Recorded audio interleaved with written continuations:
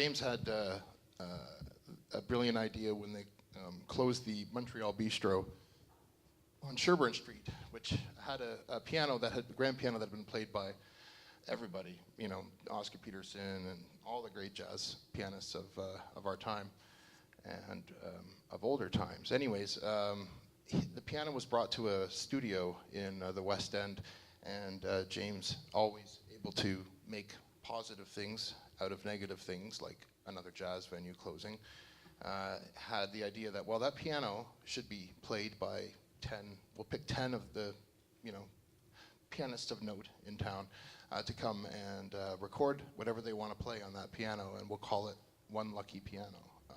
And it was a lucky piano.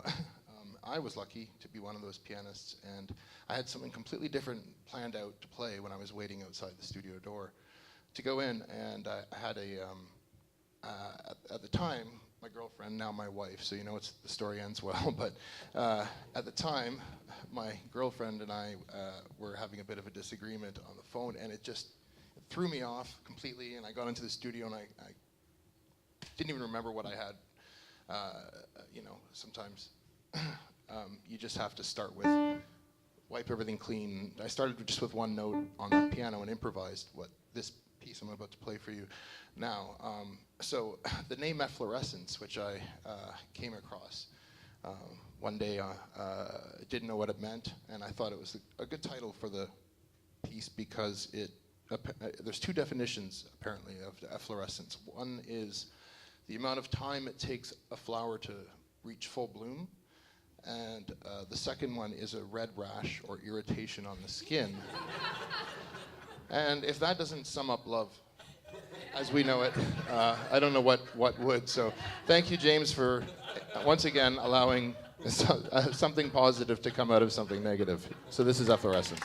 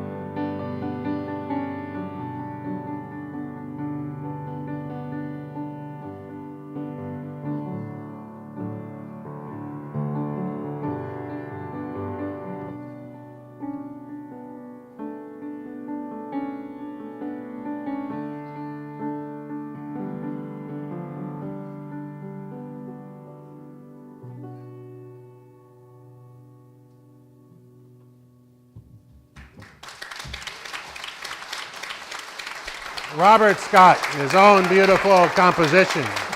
Thank you, Robert. Beautiful.